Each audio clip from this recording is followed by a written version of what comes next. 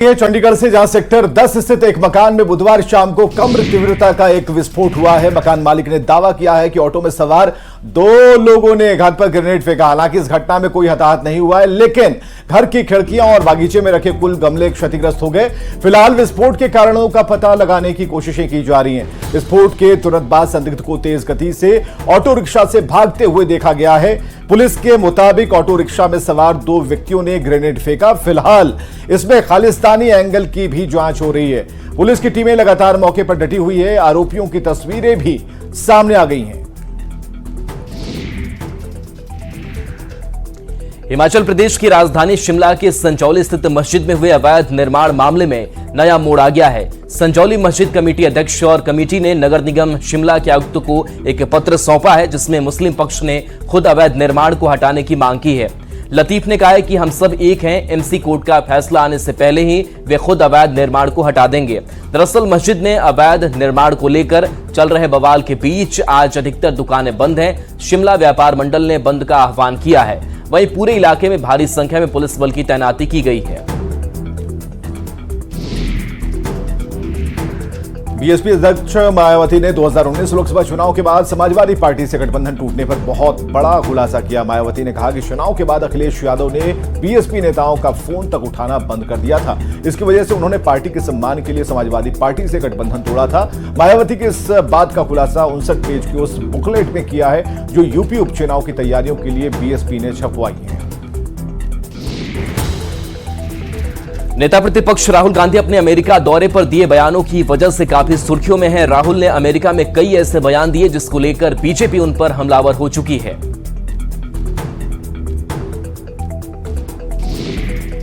उत्तर प्रदेश के सीएम योगी आदित्यनाथ ने राहुल की आलोचना करते हुए कहा कि जाति के नाम पर लड़ाने वाले गरीबी के दंश को क्या समझ पाएंगे। इसके साथ ही सीएम योगी ने कहा कि जिन्होंने शोषण अराजकता फैलाई, जिन्होंने गरीबी नहीं देखी, उनसे कोई उम्मीद करना बेमानी है। लोकसभा में नेता प्रतिपक्ष राहुल गांधी पर केंद्रीय एमएसएमई मंत्री जीतन राम मांझी ने हमला बोला है। जीतन राम मांझी ने कहा कि कोई भी देशभक्त विदेशी धरती पर जाकर जनता की चुनी गई सरकार पर अभद्र टिप्पणी नहीं कर सकता।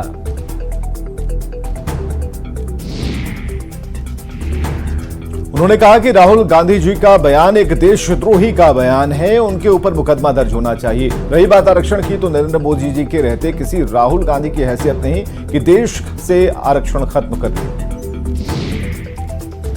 जब तक नरेंद्र मोदी जी हैं, एनडीए की सरकार है या इससे इतर भी कोई भी सरकार आवे, तो डॉक्टर भीमराव अंबेडकर साहब ने ऐसा कील कांटा ठीक करके हमारा संविधान बनाया है और आरक्षण दिया है, इसको कोई माय का लाल छू नहीं सकता है।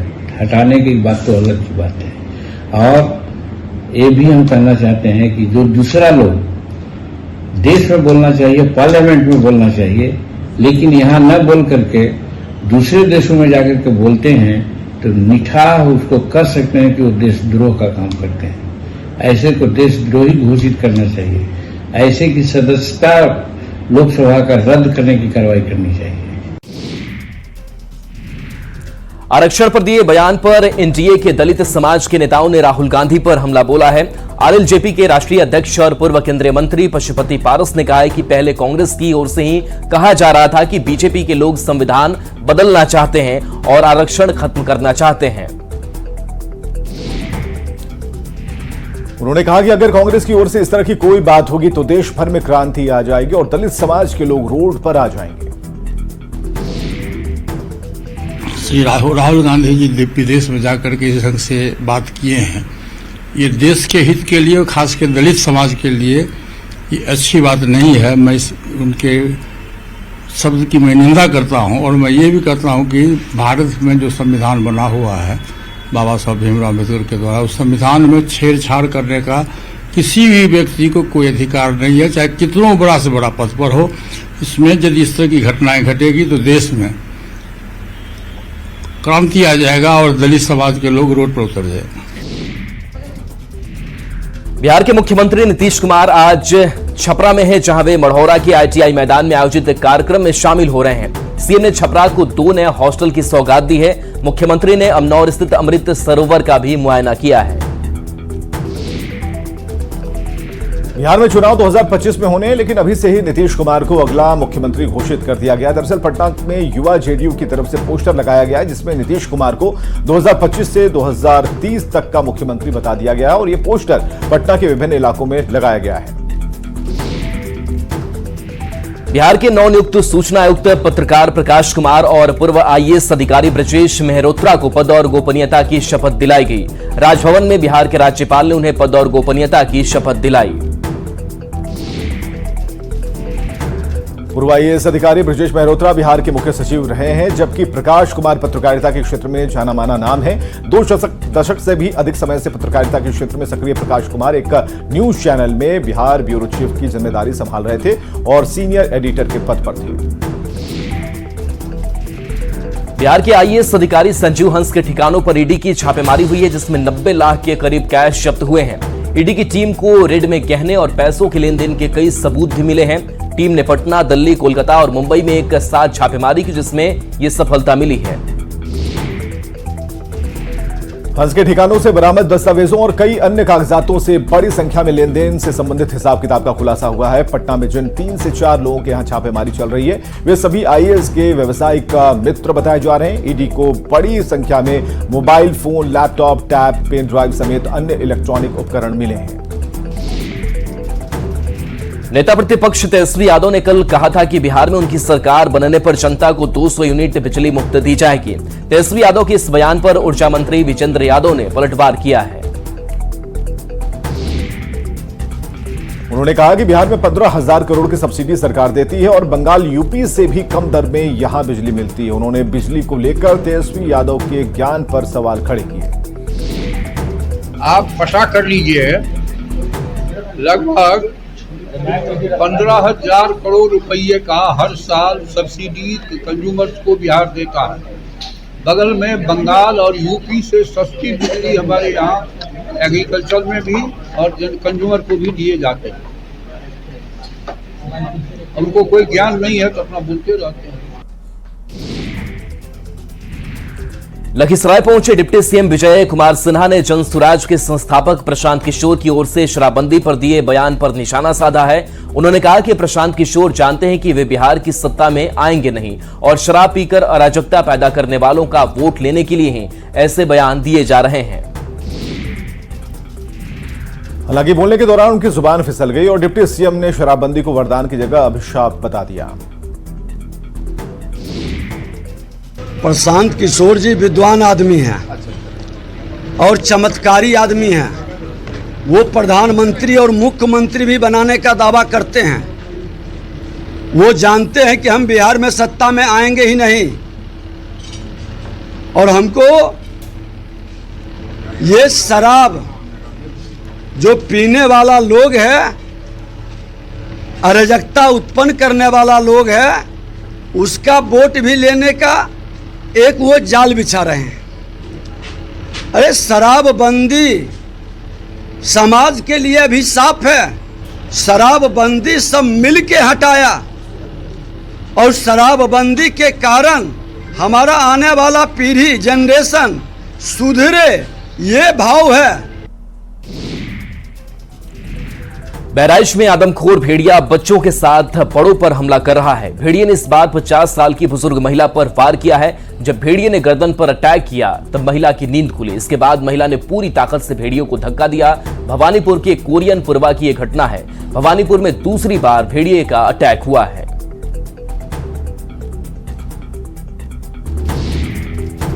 जो है सो रहे थे, दरवाज़ा खोल दिया, न किसी लड़के बच्चे बाहर आए गए, वो कहीं छिपा था, ये सो रहे थे, वह इनका आया, गला पकड़ लिया और जब गला पकड़ा तो ये कुछ आवाज़ निकली मुँह से, तो घर के लोग जान पे तो सब दौड़े कि क्यों चिल्ला रही हैं। दौड़े, जब देखा तब वो लोग चिल्लाने लगे तो अगल बगल के लोग इकट्ठा हुए, तो जो है जब ज़्यादा आदमी हुआ इनको छोड़ के वो भाग गया, गन्ना के खेत में घुस गया। सीतापुर में भेड़िए से निजात पाने के लिए लोग पूजा पाठ का सहारा ले रहे हैं। गणेश पूजा पंडाल में गणपति की पूजा की गई। भक्तों ने पंडाल में भेड़िए से छुटकारा दिलाने का बैनर लगाया और भगवान गणेश से प्रार्थना की। इंदिरापुरम के न्याय खंड में दुकान पर एक ग्राहक ने समोसे में मेढक की टांग निकालने का आरोप लगाया, जिस पर बवाल मच गया।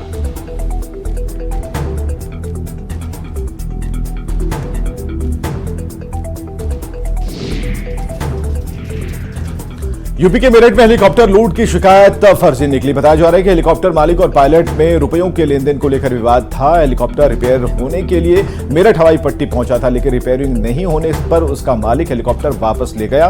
पुलिस जांच में इसका खुलासा हुआ है। अररिया में न्यूज 18 की खबर का बड़ा असर हुआ है। अज्ञात बीमारी से मौत मामले की जांच के लिए पटना से टीम अररिया पहुंची है। WHO और स्वास्थ्य विभाग की 8 सदस्यीय टीम रानीगंज पहुंची है और पूरे मामले की जांच में जुटी है। टीम गांव में आहार, पोषण और टीकाकरण की स्थिति की भी जांच कर रही है। रानीगंज के चिरवाहा टोला में 15 बच्चे कुपोषित पाए गए हैं। गोपालगंज के मॉडल सदर अस्पताल में मरीजों को गंभीर समस्याओं का सामना करना पड़ रहा है। अस्पताल में मरीजों को गर्मी से राहत देने के लिए लगाए गए एसी कई दिन से खराब पड़े हैं, जिससे उमस और गर्मी से मरीज बेहाल हैं। इसके अलावा इमरजेंसी वार्ड में चारों तरफ गंदगी और बदबू फैली हुई है। सफाई एजेंसी को 24 घंटे में 3 बार सफाई करने का टेंडर मिला है, लेकिन अभी तक केवल 1 बार सफाई की जाती है, जिसमें डेटॉल का उपयोग भी नहीं होता। इस स्थिति के चलते मरीज और उनके परिजनों ने स्वास्थ्य विभाग से सफाई व्यवस्था में सुधार और खराब पड़े एसी को ठीक कराने की मांग की। खबर बगा से, जहां बीहड़ जंगल में भी शिक्षक शिक्षा की अलग जगाने में जुटे हैं। दोनों इलाके में तैनात शिक्षक 22 नदियों को पार कर पहुंचते हैं। इतनी मुश्किल के बाद भी जब वे स्कूल में पहुंचते हैं तो गांव में भी कोई संसाधन नहीं है। ऐसे में दुर्गम इलाके में तैनात शिक्षक असमंजस में दिखते हैं। गांव में बिजली नहीं है और ऑनलाइन हाजिरी बनाने में उन्हें परेशानी होती है। इधर जिला प्रशासन की तरफ से लगातार हो रहे नाव हादसे के बाद गांव में ही रहकर शिक्षकों को ड्यूटी का आदेश जारी किया गया। गोपालगंज में नगर परिषद के राजेंद्र बस स्टैंड की जमीन पर भूमाफिया की नजर है। माफिया की ओर से जमीन की जमाबंदी का मामला गंभीर मोड़ पर पहुंच गया है। एसडीएम ने इस मामले में जांच रिपोर्ट डीएम को सौंप दी है। रिपोर्ट में अंचल कार्यालय के सभी कर्मियों पर भूमाफिया से साठगांठ का आरोप लगा है। विशेष रूप से सीओ के डोंगल से फर्जी जमाबंदी का खुलासा हुआ है और राजस्व विभाग की रिपोर्ट 2 में फर्जी जमाबंदी के कागजात लगाने की पुष्टि हुई है। खुलासे के बाद राजनीति गर्माती दिख रही है। आरजेडी ने सरकार पर भूमाफिया को संरक्षण देने का आरोप लगाया, जबकि जेडीयू और हम ने दोषियों के खिलाफ कार्रवाई की मांग की। बेगूसराय में रिश्तों को तार-तार करने का मामला सामने आया है। सूचा भर्रा गांव में एक भाई पर बहन के साथ छेड़खानी करने का मामला सामने आया है। जब बहन ने इसका विरोध किया तो भाई ने उसके साथ मारपीट भी की। पीड़ित लड़की ने बताया कि आरोपी उसके बड़े दादा का बेटा है, जो उसके पिता की उम्र का है। छेड़खानी का विरोध करने पर उसने उसकी पिटाई की। पूरे मामले पर परिजनों ने थाने में शिकायत दर्ज कराई है। उसके साथ घर भेज दिए थे तो हम घर आ रहे थे तो आईपी चौक पे क्या किया कि उन बोल रहा था कि तुम्हारे साथ जो कोई भी नहीं किया होगा वो हम तुम्हारे साथ करेंगे।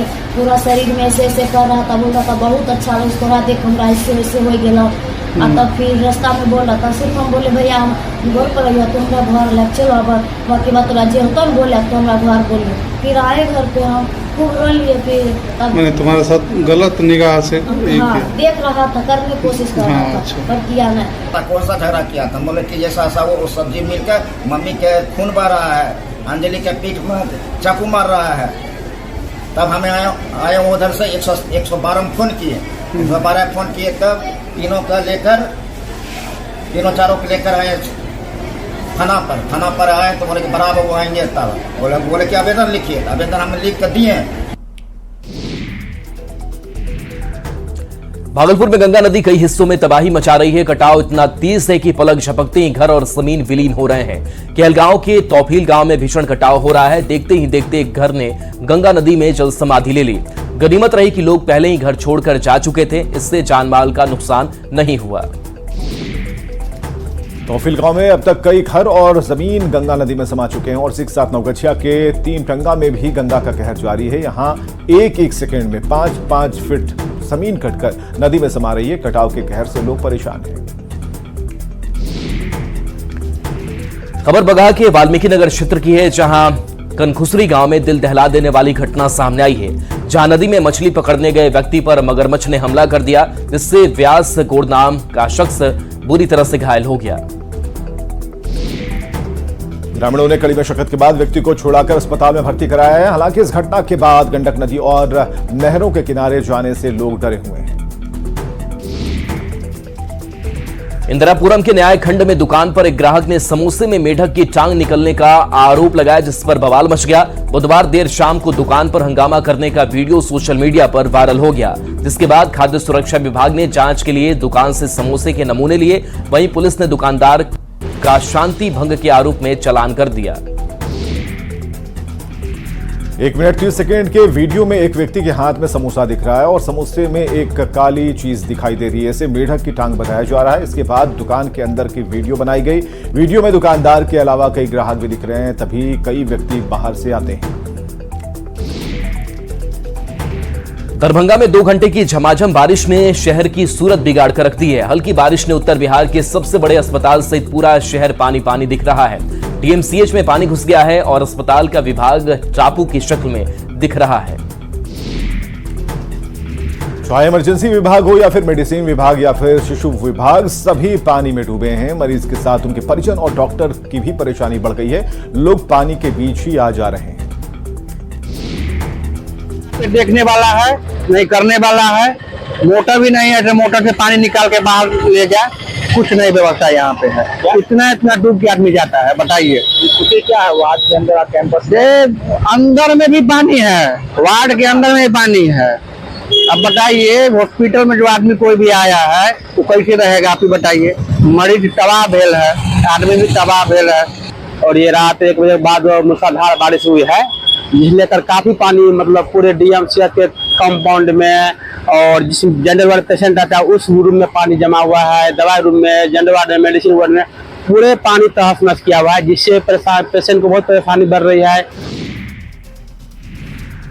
खबर भागलपुर से है, जहां सनहौला प्रखंड के मध्य विद्यालय बेलडीहा में भारी बवाल हो गया। ग्रामीणों ने मांग की थी कि शिक्षिका नूतन कुमारी को हटाया जाए। मामला तब गरमाया जब शिक्षिका के पति मनोज कुमार सिंह ने स्कूल की छुट्टी के बाद शिक्षक प्रेमलाल भगत पर गुंडों से पिटवा दिया। घटना के बाद प्रेमलाल भगत ने बीईओ से शिकायत की है। पूरे मामले पर बीईओ ने कहा कि जांच करने के बाद दोषियों पर कड़ी कार्रवाई की जाएगी।